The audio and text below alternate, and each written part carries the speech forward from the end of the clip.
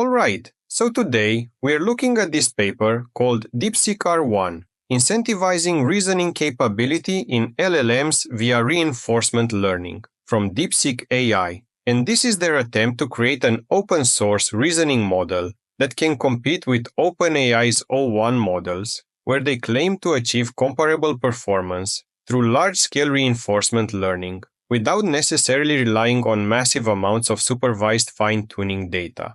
The main contributions here are essentially threefold, where first they show that you can train a reasoning model called DeepSeek-R1 purely through reinforcement learning on a base model without any supervised fine-tuning as a cold start, and it actually learns to do chain-of-thought reasoning and self-reflection naturally through the RL process. Second, they present a DeepSeek-R1, which improves upon this by incorporating a small amount of cold start data and multi-stage training to make the model more readable and user-friendly. And third, they demonstrate that you can distill these reasoning capabilities into much smaller models that still outperform larger non-reasoning models on various benchmarks. Now, the core algorithmic innovation here revolves around their use of Group Relative Policy Optimization, or GRPO, which is a variant of PPO that cleverly avoids training a separate critic model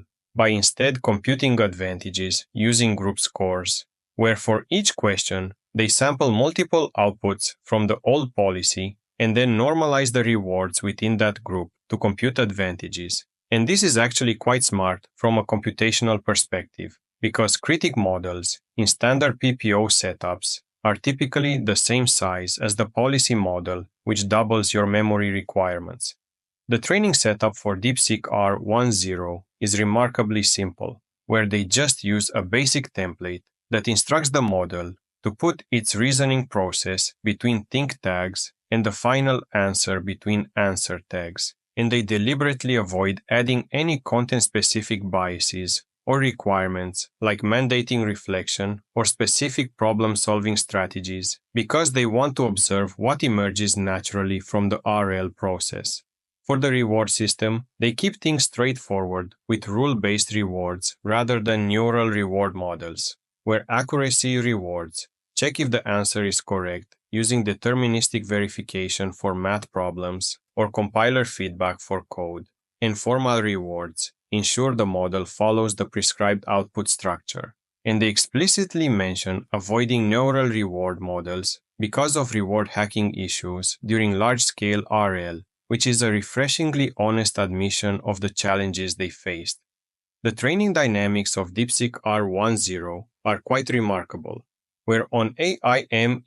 2024, they show steady improvement from 15.6% to 71.0%, Pass 1 accuracy over thousands of RL steps, and with majority voting, this jumps to 86.7%, which matches OpenAI 10912 performance. And what's particularly notable is that the model naturally develops capabilities like self-verification and reflection without being explicitly programmed to do so. Furthermore, one of the most compelling pieces of evidence for emergent reasoning is what they call the aha moment, where the model literally catches its own mistake mid-reasoning and says things like, wait, that's an aha moment I can flag here, before restarting its approach. And while this is admittedly quite cool, we should be careful not to anthropomorphize too much, since this could just be a learned pattern from the training distribution, rather than genuine metacognition.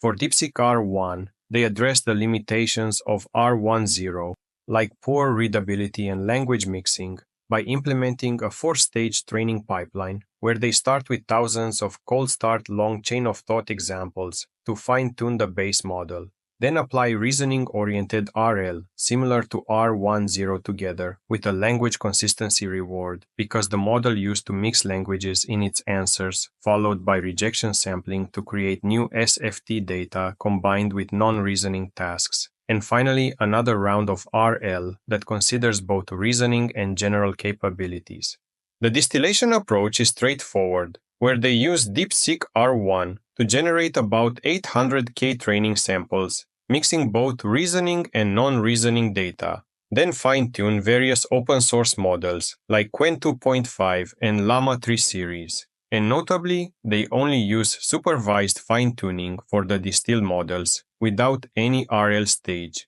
which still yields impressive results.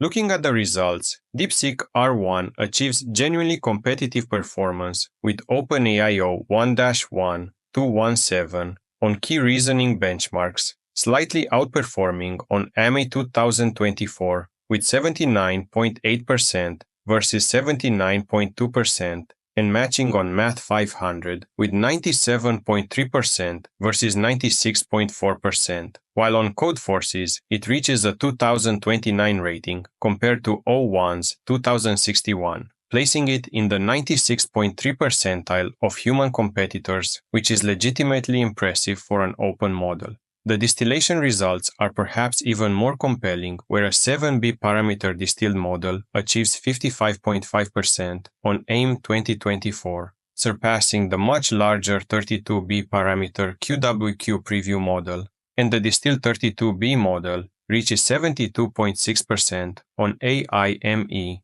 which is approaching O1 mini levels of performance, demonstrating that the reasoning patterns learned by the large model can effectively transfer to smaller architectures. Also, a particularly revealing experiment shows that training Qwen 32B with their RL approach from scratch only achieves 47% on AIME versus 72.6% when distilling from DeepSeek-R1, which strongly suggests that the reasoning patterns discovered by larger models are somehow qualitatively different and more effective than what smaller models can learn independently through RL.